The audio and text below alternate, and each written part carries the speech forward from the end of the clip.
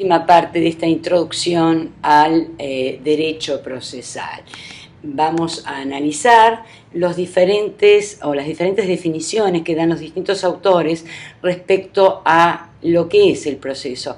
Podemos partir, para tener una idea, de un concepto que establece que un proceso es una serie, un conjunto de actos en los que se atribuye una determinada finalidad.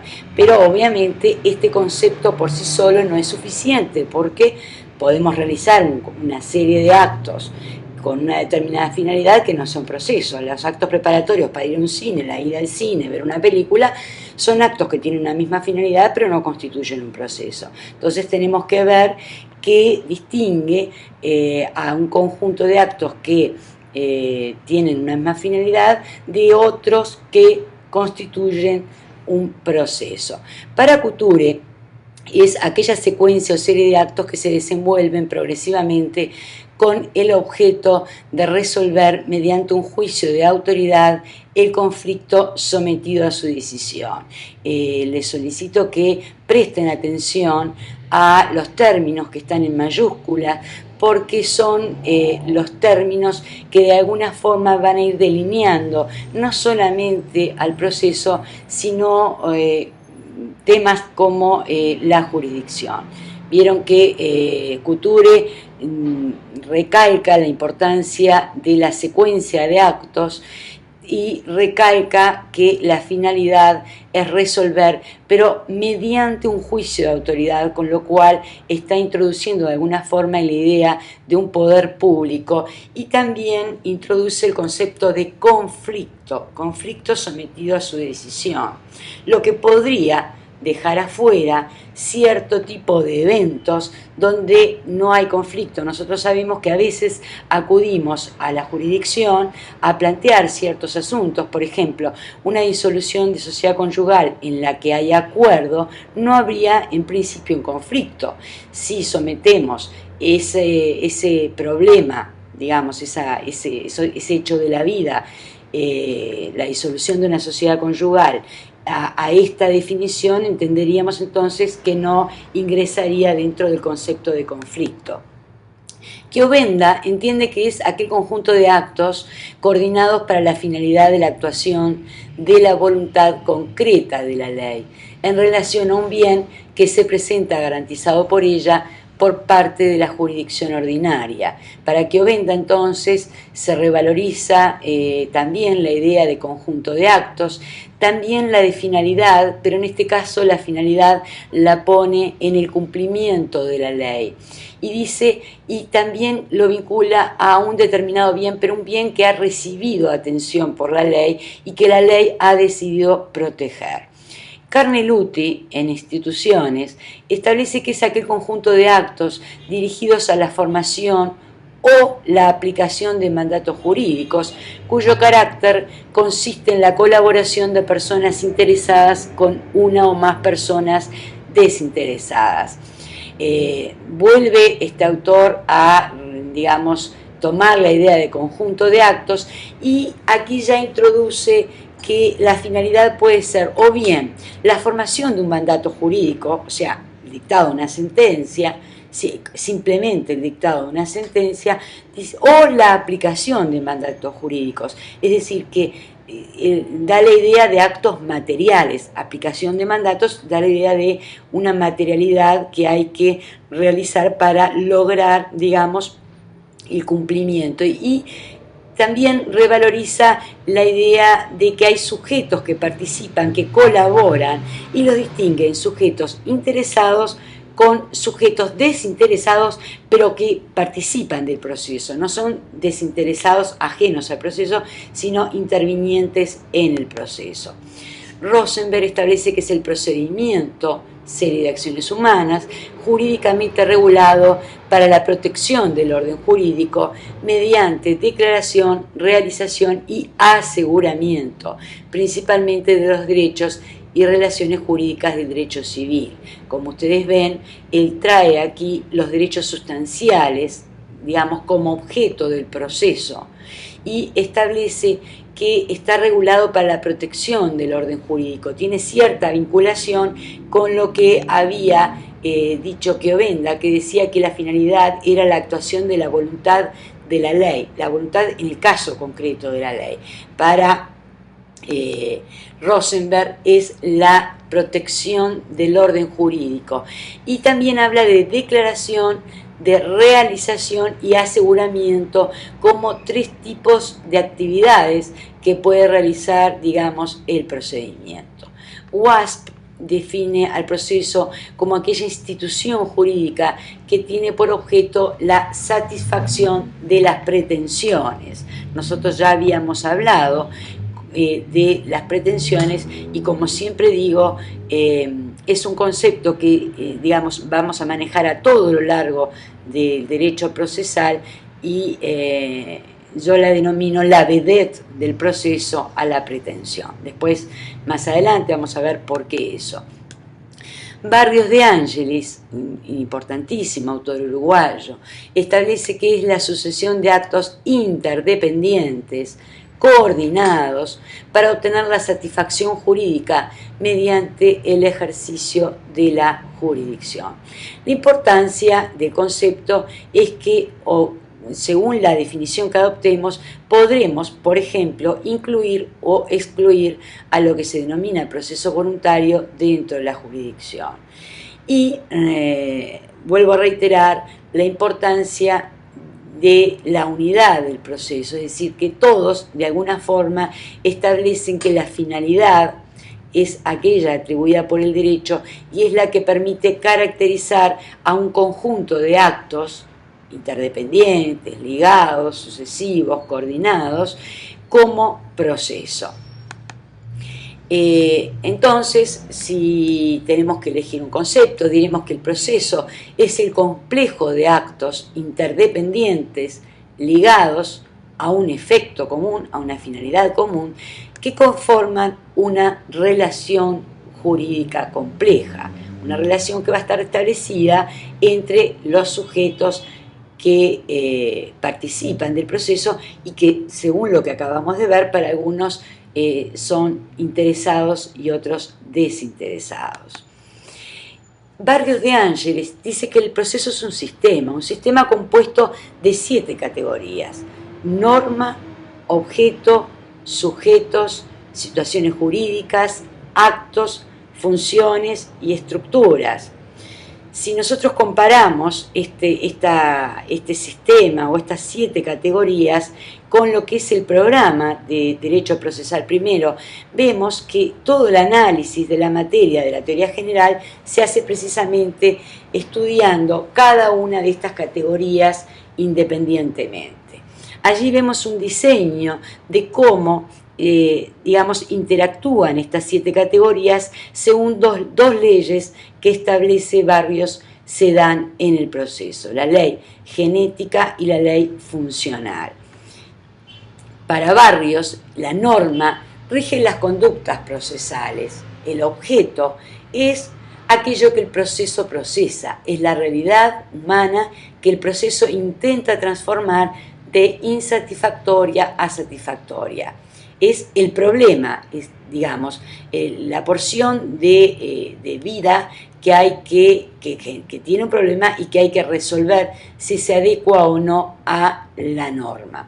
Los sujetos son aquellas personas físicas o jurídicas, o físicas y jurídicas, que producen o generan los distintos actos del proceso. Las situaciones jurídicas son la posición son las posiciones que los distintos sujetos tienen frente a las normas procesales, en cuanto esas posiciones de alguna forma están establecidas o descritas por las normas y genéricamente se traducen o constituyen poderes y deberes. Es decir, una situación jurídica es la posición que tiene el sujeto frente a una determinada norma. Hay que ver lo que la norma establece respecto a los sujetos involucrados o afectados, o que, digamos, que se se ponen frente a la norma y siempre la norma va o de alguna forma o describir una situación de poder o una situación de deber para ese sujeto en particular. Y decimos genéricamente porque cuando estudiemos situaciones jurídicas vamos a ver que estas se clasifican en distintas categorías y en general se las engloban en estas dos grandes o en estos dos grandes géneros, por decirlo de alguna forma: poderes por un lado y deberes por el otro. Las funciones son el conjunto de actos que tienen una finalidad común. Esa finalidad se caracterizan, o hay 5 funciones esenciales que se cumplen en el proceso, que son el relevamiento, la instrucción, el impulso, el control y la satisfacción. Todas estas funciones se dan a lo largo del proceso. El relevamiento, por ejemplo, a través de los actos de alegación, la demanda, los actos de contradicción, la contestación, la reconvención, etc. Digamos, todos estos actos de alegación o de contradicción son los actos que, digamos, que se relevan para poder atender ese problema, esa realidad que el proceso debe procesar. La instrucción es la actividad que se despliega para, digamos, informarse y para poder llegar a una conclusión final. Tiene que ver con toda la actividad probatoria. El impulso es aquella función que permite al proceso avanzar de un estadio a otro y que tenga una vida. El proceso tiene igual que las personas, tiene una vida, un inicio, un nacimiento, un desarrollo y una culminación. El control es la actividad que permite, digamos, que los distintos sujetos visen o, digamos, controlen, valga la redundancia, los actos procesales emitidos por los restantes sujetos. Vamos a ver que hay controles de coordinación y controles de subordinación. Controles de coordinación cuando están los sujetos que se controlan, están en un pie de igualdad. Control de coordinación, un ejemplo es el que realiza el demandado cuando contesta la demanda. Lo que está haciendo es controlando la demanda, está, digamos, analizando todos los puntos planteados por el actor en la demanda. Un control de subordinación, digamos, que puede ser, que es un control, digamos, jerarquizado, digamos, ese que realizan tanto las partes respecto de la actividad del tribunal a través de los recursos, de los medios impugnativos, como el que realiza el tribunal respecto de los actos de parte. Cuando recibe una demanda, cuando recibe una contestación, el tribunal realiza un control de estos actos y los admite o los rechaza. Y la satisfacción, que digamos la finalidad última del proceso, en general se obtiene a través de las resoluciones judiciales. Los actos son aquellas modificaciones objetivas y voluntarias que provocan los sujetos, es decir, son manifestaciones producto de una actividad volitiva de los participantes del proceso.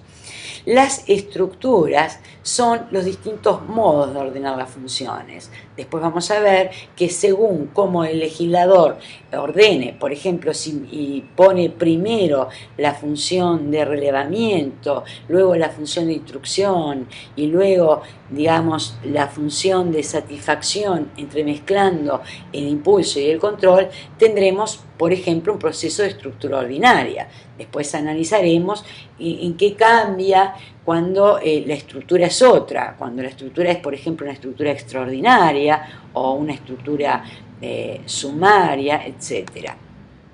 El sistema, Barrios dice, el proceso es un sistema, y es un sistema porque existe una correlación entre el objeto del proceso y las demás categorías. Todas las categorías existen y responden a la existencia y los caracteres del objeto. Por eso, en el diseño que acabamos de ver con anterioridad, el objeto estaba en el centro, digamos, porque todas las categorías, de alguna forma, tienen su razón de ser en ese objeto, en ese problema que el proceso va a, digamos, tratar, va a considerar, va a tratar de resolver.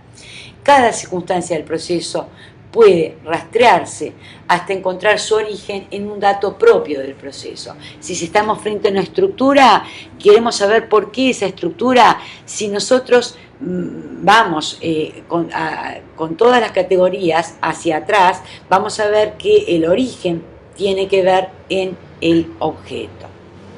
Entonces, como elementos del concepto de proceso, tenemos por un lado el conjunto de actos jurídicos, y ahí tenemos que tener en cuenta que siempre va a haber un sujeto que realiza el acto jurídico y hay un destinatario de ese acto jurídico, que podrá ser la parte, la contraparte, el tribunal, etc.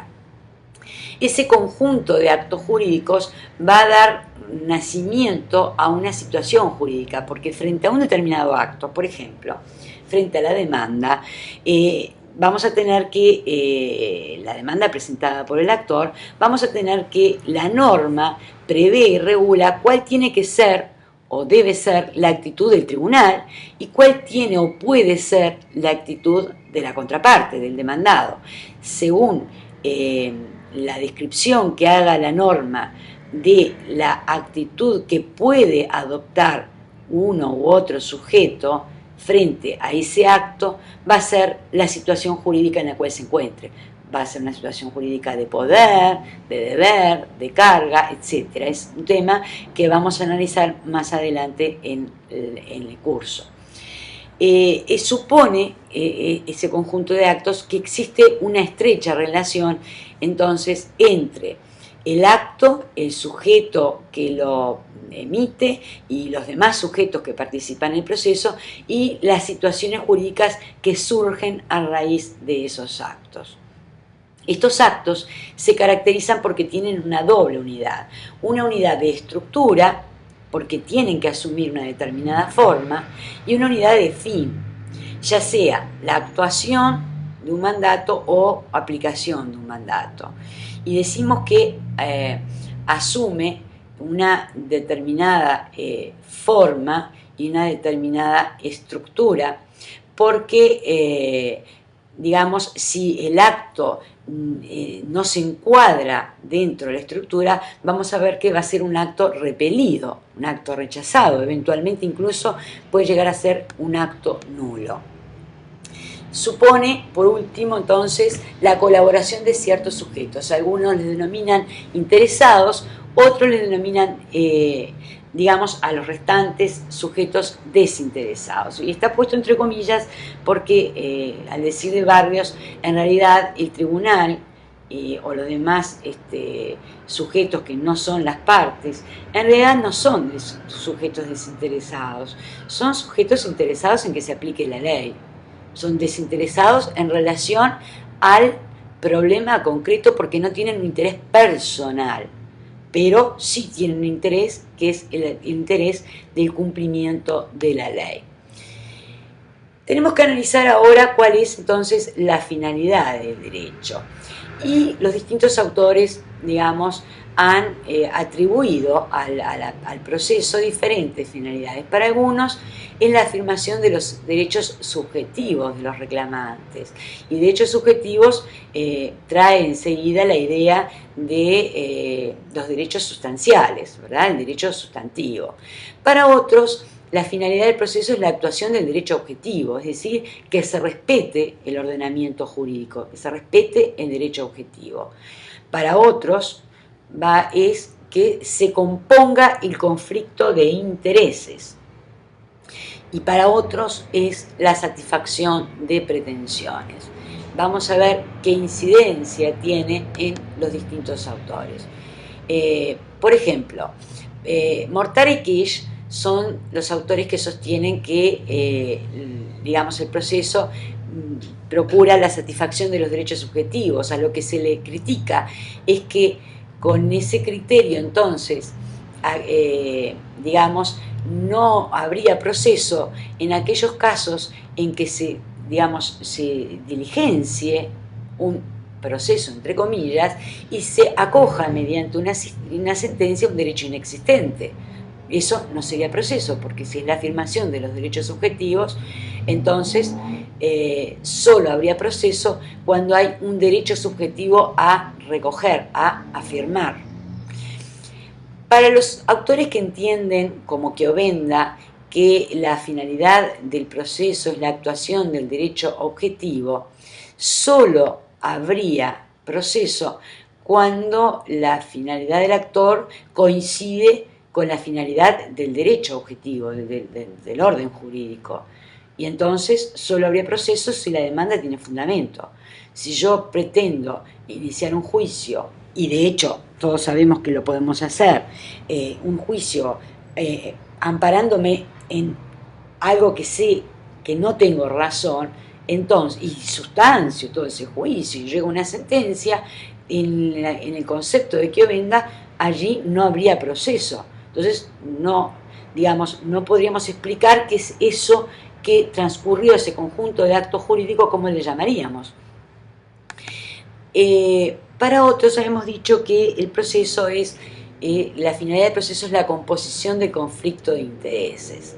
Fundamentalmente, Carneluti es que incluso precisa un poco más y dice, en realidad la finalidad del proceso es la composición de litigios.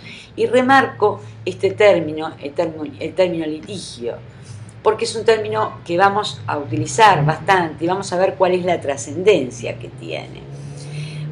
Para Carneluti, entonces, litigio es aquel conflicto de intereses calificado por una pretensión resistida o insatisfecha. Dice conflicto de intereses, pero no cualquier conflicto de intereses. Los conflictos intersubjetivos, los conflictos entre sujetos. Por ejemplo, un conflicto intrasubjetivo, es decir, un conflicto que tengo de intereses yo, digamos, a nivel psicológico, no va a ser objeto, ni es la finalidad del proceso. Yo no voy a ir a plantear un proceso, ni ese es el objeto del proceso, para que un juez me ayude a decidir si hoy voy a ir a pasear por la Rambla o no. Ese es un conflicto, digamos, intrasubjetivo. El conflicto que interesa y que puede ser objeto y que va a definir de alguna forma un proceso es el conflicto que se da entre sujetos. Y, digamos, siempre que ese interés esté de alguna forma parado por el derecho objetivo, y que de alguna forma también sea un interés disponible, es decir, que yo pueda disponer de él. Porque hay procesos en los que no se plantean conflictos. Por ejemplo, como acaba de mencionar antes, el caso de la disolución de una sociedad conyugal. El problema que plantearía entonces es que, digamos, si no hay un conflicto, no tendría un proceso. También, digamos, en este concepto, lo importante es que ese conflicto se plantee frente a un juez, porque de lo contrario quedaría en el concepto, digamos, de queja social. Sería un fenómeno sociológico, pero no un fenómeno jurídico. Y este juez, dice Carneluti, en realidad el juez no va a resolver el conflicto. El juez, digamos, simplemente va a aplicar la ley. El conflicto de alguna forma ya fue resuelto por el legislador, porque el legislador estableció reglas y dijo, los conflictos de este tipo se resuelven de tal manera, y el juez simplemente lo que va a hacer es aplicar allí la ley. Otro grupo de autores, otras teorías, dicen que la finalidad del proceso es la satisfacción de pretensiones. La importancia de estas teorías, que digamos a la cabeza como representante más significativo está Wasp, es que introduce la figura de la pretensión.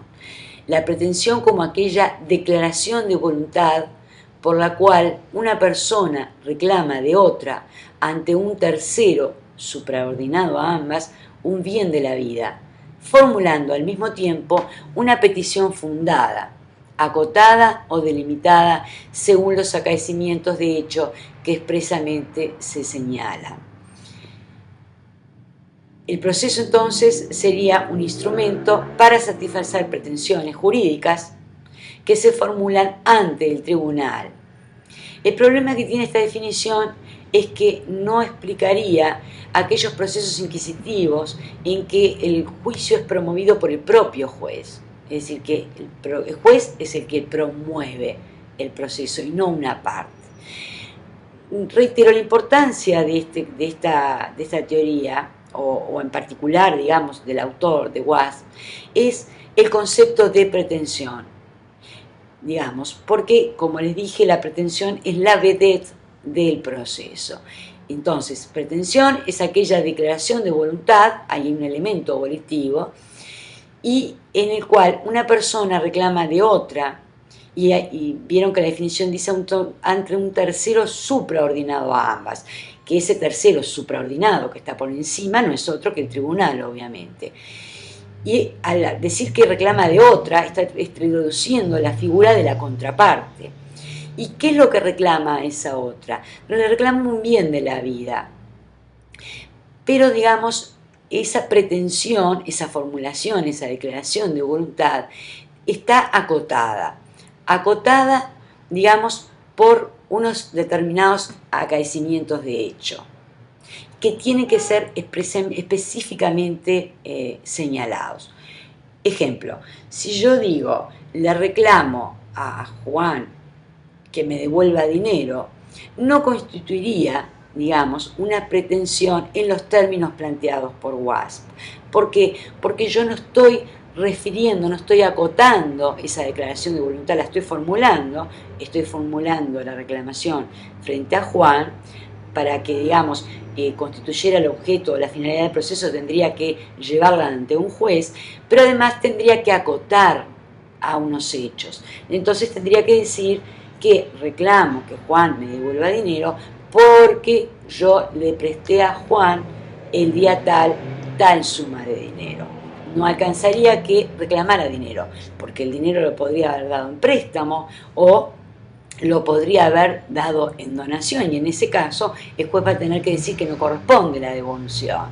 O quizás en realidad el dinero que le di a Juan era un reintegro de un préstamo que él me había hecho a mí. Por eso entonces es importante retener esta definición de Wasp de pretensión. Repito, declaración de voluntad por la cual una persona reclama de otra ante un tercero supraordinado a ambas un bien de la vida, formulando al mismo tiempo una petición fundada, acotada o delimitada según acaecimientos de hecho que expresamente hay que señalar. Les pido por favor que retengan esta definición. ¿Qué pasa en Uruguay? El Código Viejo, el Código de Procedimiento Civil, que fue derogado por nuestro actual Código General del Proceso, definía al proceso como aquella contienda legal sometida a la resolución de los jueces.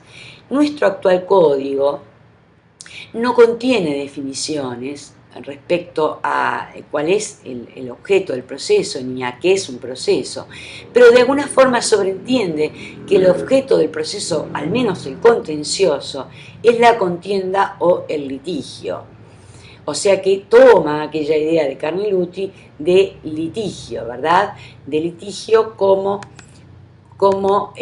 conflicto de intereses calificados por una pretensión que de alguna forma es resistida o insatisfecha.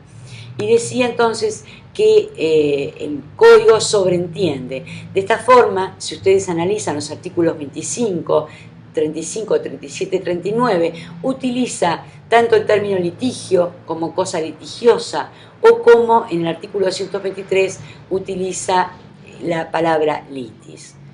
El litigio entonces da la idea de, digamos, de que puede haber o no contradicción, pero lo importante es que no asimilemos litigio a contradicción, no son la misma cosa, porque podemos tener un litigio en el caso de lo que llamamos juicios en rebeldía. Yo promuevo un juicio y el demandado nunca comparece a contestar.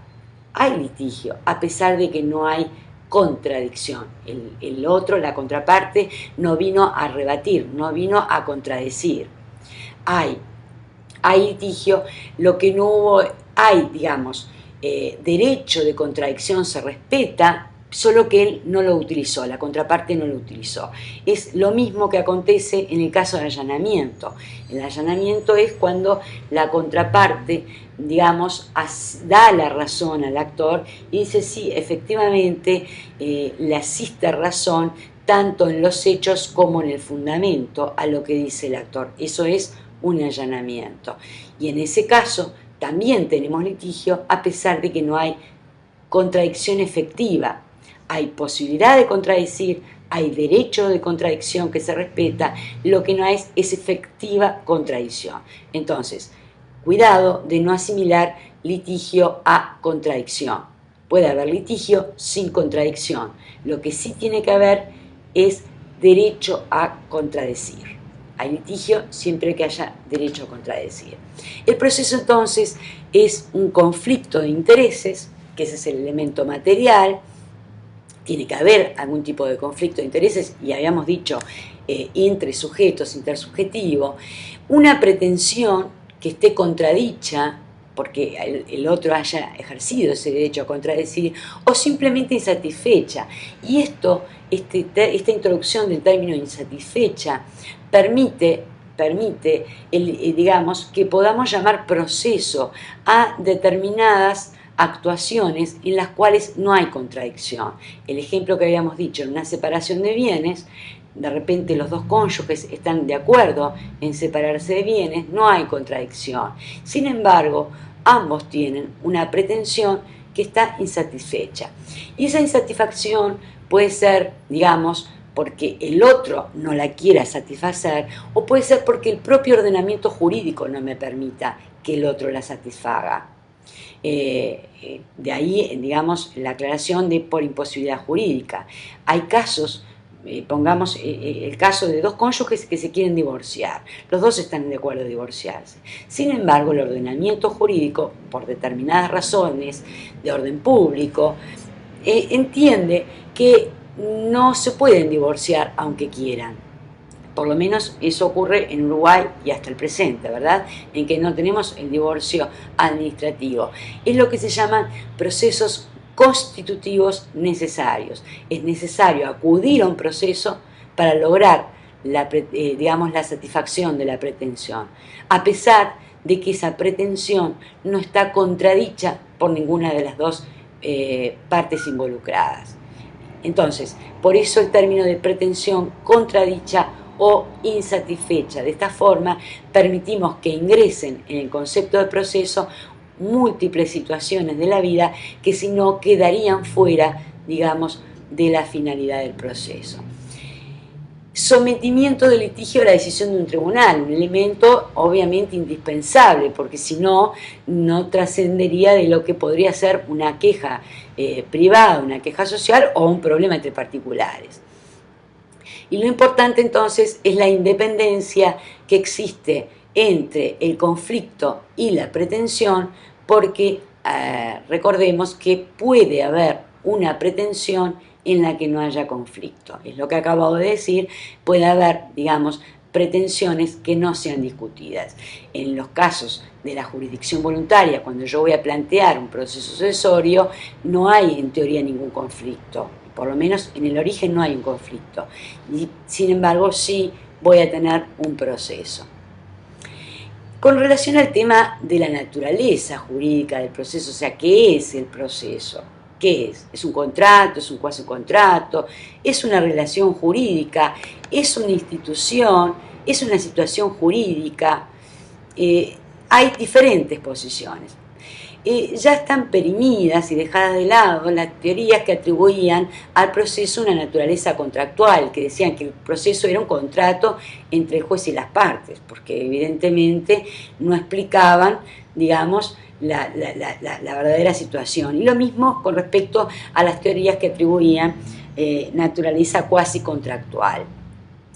Oscar von Bülow estableció que el proceso, digamos, era una relación jurídica de carácter público, era un contrato de hecho público, lo cual se le hacía la misma crítica que a las teorías que atribuían naturaleza contractual, pero tampoco servía este concepto para diferenciar de otro tipo de relaciones jurídicas de carácter público que también se presentan en la vida.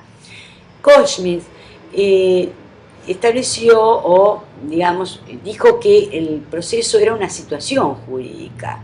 El problema es que confundía, o sea, la crítica que se le hace a estas teorías es que confunden lo que se llaman situaciones jurídicas sustanciales con situaciones jurídicas procesales.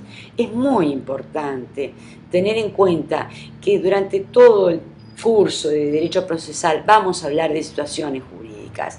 Normalmente nos vamos a referir a situaciones jurídicas procesales, no a situaciones jurídicas sustanciales. No nos vamos a referir al derecho subjetivo, digamos, como una situación jurídica sustancial. Los temas de derecho sustancial los dejamos para las materias de derecho sustancial.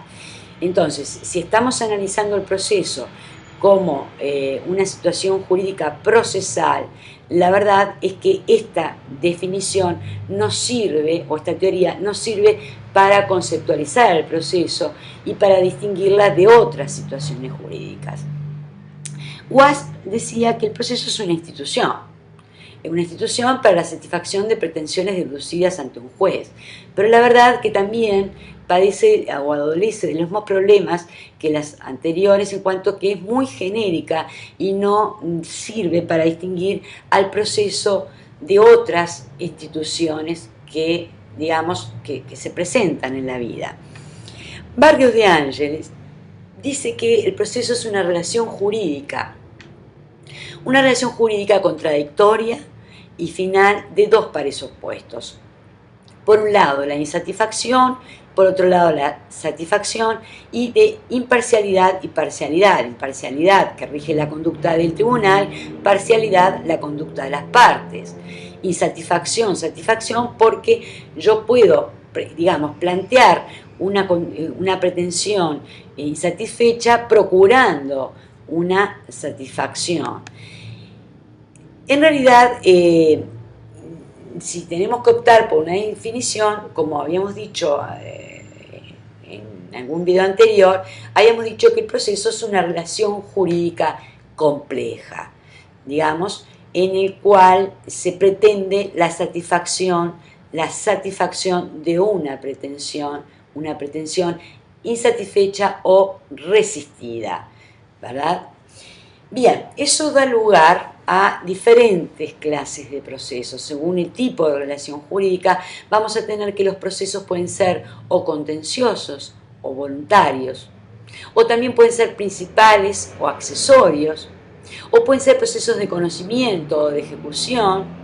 También los podemos clasificar como singulares o colectivos, y según las materias podrá ser civil, penal, laboral, administrativo, etc.